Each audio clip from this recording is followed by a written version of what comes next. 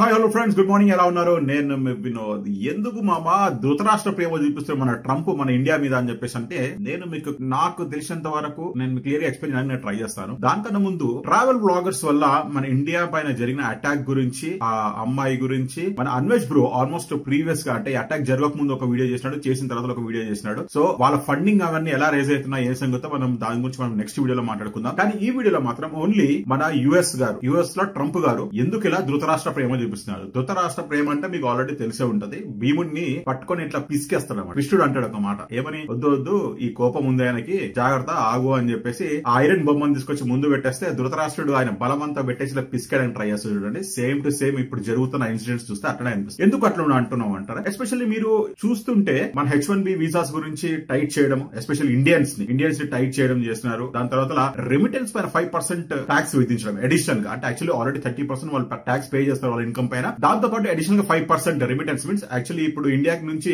US నుంచి ఇండియాకి ₹1,00,000 పంపించడానికి ఇండియన్ కరెన్సీలో దాంట్లో 5% అంటే ₹5,000. మ్యాక్స్ టు మ్యాక్స్ మనకి ఫారెన్ రిజర్వ్స్ అనేది యుఎస్ నుంచి మన ఇండియన్స్ అక్కడ సెటిల్ అయిన వాళ్ళ ఫ్యామిలీ మెంబర్స్ కి పంపించేటప్పుడు సడన్ క్రోర్స్ అండ్ రూపీస్ వస్తాయి మన దగ్గర. దాంట్లో పర్సెంటేజ్ హ్యూజ్ గా ట్యాక్స్ చార్జ్. అంటే 5% నాట్ ఈక్వల్ ఈజీ అమౌంట్. ₹1,00,000 లో ₹5,000 ఓన్లీ ట్యాక్స్ రూపంలో కలెక్ట్ చేస్తున్నాడు. అది ఇప్పుడు అడిషనల్ గా చార్జ్ చేస్తున్నాడు. అంటే అది కూడా ఒక రకమైన మన పైన వేసే బండ లాంటిది. దాంతో పాటు పాకిస్తాన్ ని డైరెక్ట్ గా సపోర్ట్ చేయకుండా ఇండైరెక్ట్ గా సపోర్ట్ చేస్తా ఉన్నాడు. అది కూడా మీకు తెలిసిన విషయమే. ఎందుకంటే రీసెంట్లీ జరిగిన యుద్ధాన్ని నేనే ఆపినా అని చెప్పి ఫస్ట్ ట్వీట్ చేస్తున్నాడు. అది కూడా తెలుసు. ఎందుకు ఈ పర్సనల్ గ్రెడ్జ్ అన్ని ఎందుకు మన ఇండియా మీద పెట్టుకుంటున్నాడు, ఏ సంగతి అని తెలుసు. అంటే మనము రష్యాని వాళ్ళ టఫ్ టైమ్ లో మనం సపోర్ట్ చేస్తుంది ఎలా, వాళ్ళ దగ్గర మన పెట్రోలియం ప్రొడక్ట్స్ కొనడం వల్ల ఆ పర్సనల్ గ్రెడ్జ్ అనేది ఇంకా ఓన్లీ మనము ఏమంటాడు మోడీ గారు నా best friend is a well wisher, అది ఇది అని చెప్పేసి మన కుట్టి మాటలతోని మన సంతోష పెడతాడు కానీ చాతలతోని ఎటువంటి హెల్ప్ మనకు చేయట్లేదు. ఎస్పెషల్లీ చెప్పాలంటే ఈ ఐఫోన్స్ కంపెనీస్ గురించి కూడా.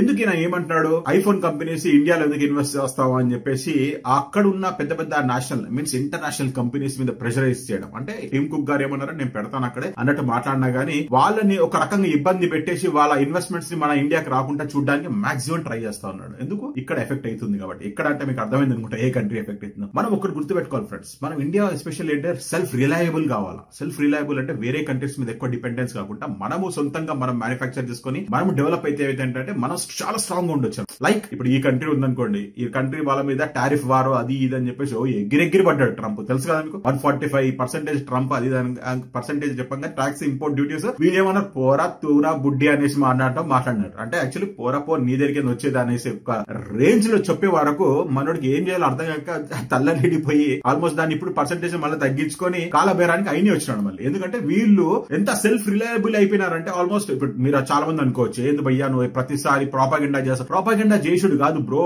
ప్రాపగెండా చేసుడు కాదు, ఇది ఫ్యాక్ట్స్. యాక్చువల్లీ ఇది నిజాలు చెప్తున్నా నేను. ఎందుకంటే మనము మన ఎకానమీని గానీ మన యూత్ ని గానీ మనం ఎంకరేజ్ చేసి మోటివేట్ చేసి మన కొత్తగా సొంతగా ఫ్యాక్టరీస్ పెట్టేసుకుంటే ఎట్లా అంటే మన లెవెల్ ఆఫ్ ఇంక్రీజ్మెంట్ అంటే యాక్చువల్లీ ఇన్వెస్ట్మెంట్స్ అన్ని మన దగ్గరికి వస్తాయి, మనకే ఫారెన్ రిజర్వ్స్ చాలా వస్తాయి, మనం చాలా ఈజీగా గ్రో అవ్వడానికి ఛాన్స్ ఉంటుంది. ఇప్పుడు వీళ్ళు ఇలా గ్రో అవ్వడం వల్ల ఏమైందంటే వీళ్ళు convert I to eye contact తో మాట్లాడుతూ ఉన్నారు. నేను చాలా సార్లు మీకు చెప్పినా ఉంటా ప్రీవియస్ పాస్ట్ లో వీడియోస్ లో ఏంటంటే రష్యా, ఇండియా ఇంకా చైనా 3 దేశాలు కలిసిపోయినాయి అనుకోండి, ఆల్మోస్ట్ క్లోజ్ ఫ్రెండ్షిప్ రిలేషన్ లో ఉన్నారు. మీకు ఏమైనా మనం చూసుకుందాం అన్న వరకు ఏ వెస్టర్న్ కంట్రీ కూడా వచ్చి మనం బొచ్చు కూడా బీకలు. అది మాత్రం 100% ట్రూ. అది ఇప్పుడు మనకి ఏమైనా ఇన్ కేస్ సడన్ గా ఏమైనా ఎఫెక్ట్ అయినా గానీ యాక్చువల్లీ ఏంటంటే ఇప్పుడు మనము టిమ్ కుక్ గురించి మనం మాట్లాడు, యాపిల్ గురించి కాకుండా బేసిక్ లాజిక్ గా మనం ఆలోచిస్తే ఒకటి మనకి మన దేశానికి ఏమైనా ప్రాబ్లం వచ్చినా ఏమైనా ఇష్యూ అయినా గానీ ఏం చేస్తారంటే ఫస్ట్ ఆఫ్ ఆల్ మనకి హ్యాండ్ బై ఇచ్చేది అంటే హ్యాండ్ సపోర్ట్ ఇచ్చేది అంటే రష్యా కంట్రీ ఒకటి, ఇజ్రాయెల్ కంట్రీ ఒకటి. ఆ 2 కంట్రీస్ మాత్రం డెఫినెట్లీ మనం సపోర్ట్ చేస్తాం. ఎందుకంటే మనకు ఉన్న పాత హిస్టరీ ఆఫ్ ఫ్రెండ్షిప్ అనేది ఆ లెవెల్లో ఉందన్నమాట. మనం కూడా చైనాతో కూడా అలా డెవలప్ చేసుకోవచ్చు. కానీ అన్ఫార్చునేట్లీ ఏమైపోయిందంటే చైనా మనకి యాంటీ అయిపోయింది. ఆల్మోస్ట్ యాంటీ అయిపోయి ఏ లెవెల్లో యాంటీ అయిపోయిందంటే మనం ఇట్లా బౌండరీస్ మొత్తం మనం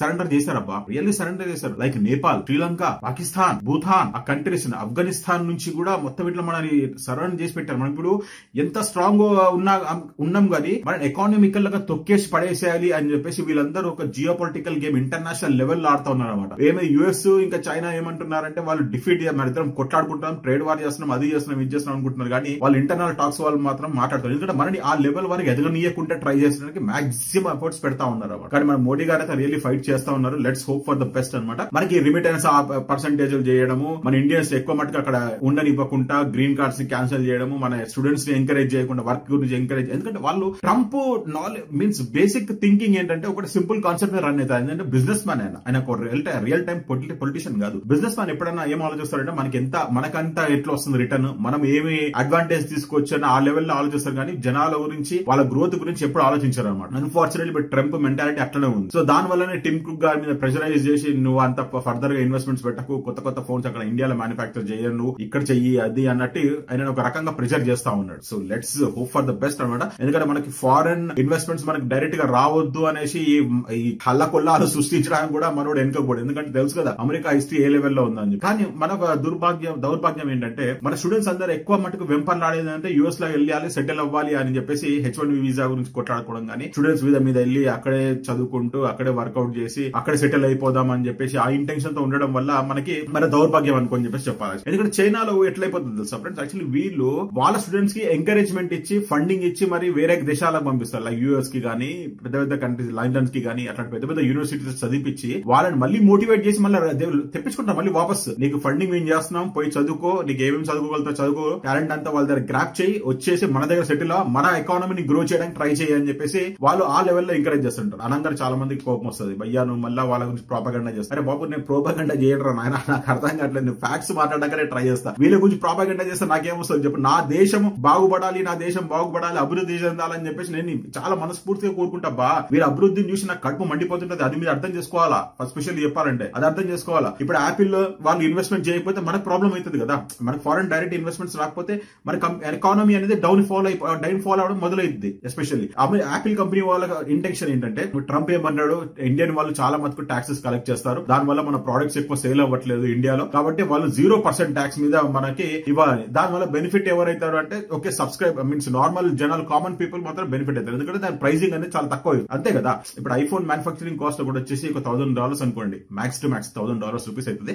అంటే హై ఎండ్ మోడల్ నేను చెప్తాను $1,000 అవుతుంది, కానీ మన ఇండియాలో సెల్ అయ్యేంత వరకు $2,000. సో దాని వల్ల ఏంటంటే చాలా మటుకు పీపుల్ ఏంటంటే వేరే ఫోన్స్ ఆఫ్ చేయడం, ఐఫోన్ మాత్రం ఆఫ్ చేయకుండా ఉంటారు, ఎందుకంటే అది ఎక్స్పెన్సివ్ కాబట్టి. సో దాని వల్ల ఆయన ఏమంటాడు 0% ట్యాక్స్ చేయాలి. గవర్నమెంట్ వాళ్ళు కూడా ఇట్లాంటివి కొన్ని ఆలోచించాలా. మనం ఏమంటే ఎప్పుడన్నా కానీ మనం అమెరికా ఇస్తే మన ఫ్రెండ్ అనుకుంటాం, అట్లా అనుకుంటాం, వెల్ విషర్ అనుకుంటాం, కానీ అది వెల్ విషర్ కాదు, సెల్ఫిష్ కంట్రీ అది. అయినా కానీ మనం దాని గురించే వెంపర్లాడుతూ ఉంటాం, దాని పక్కన చూస్తున్నామో ఈ దరిద్రమైన పాకిస్తాన్ ఒకటి వచ్చింది, దీని పక్కన చూస్తున్నామో ఇది ఇంకొకటి చైనా, అదొక తలకాయ నొప్పి, పాకిస్తాన్ ఒక తలకాయ నొప్పి, కింద శ్రీలంక ఒక తలకాయ నొప్పి, ఇంకా కొంచెం పైకి చూసా నేపాల్ ఒక తలకాయ నొప్పి, అటు చూస్తే ఆఫ్ఘనిస్తాన్ ఒక తలకాయ నొప్పి. అన్ని మన ఇండియాకి ఆల్మోస్ట్ సరౌండింగ్స్ అంతా ఎనిమీసే ఉన్నారు, అది మన దౌర్భాగ్యం అనుకోవాలి. మనం ఎవడో వచ్చి హెల్ప్ చేస్తాడు అదేదని కాదు, మనకి కష్టకాలంలో ఉన్నప్పుడు హెల్ప్ చేసే ఓన్లీ రష్యా ఒకటి వస్తుంది హెల్ప్ చేయడానికి, అదొకటే మన బలము అని అనుకోవాలి. కాబట్టి మనము రష్యాతో రిలేషన్షిప్ మంచిగా మెయింటైన్ చేస్తూ ఉంటే మంచిది మనకి, ఓకేనా. సో ట్రంప్ వచ్చేసి నా ఉద్దేశంలో మాత్రం ధృతరాష్ట్ర ప్రేమ మాత్రమే, అది ఓన్లీ మాటలకే తప్ప చాతలల్లో ఏముండదు నాకు తెలిసినంత వరకు అయితే. ఆయన మనకి వెన్నుపోటు పడుస్తున్నాడు అంటే ఎస్ అఫ్ కోర్స్ వెన్నుపోటు పడుస్తున్నాడు, మన ఇండియన్స్ ని ఇక్కడ చాలా సఫర్ చేస్తా ఉన్నాడు. అది చూసారు కదా మనము ఇండియన్స్ ఎట్లా పంపిస్తున్నాడు, కంకల్ లేసి మరి పంపిస్తున్నాడు, అది కూడా మనకు దౌర్భాగ్యం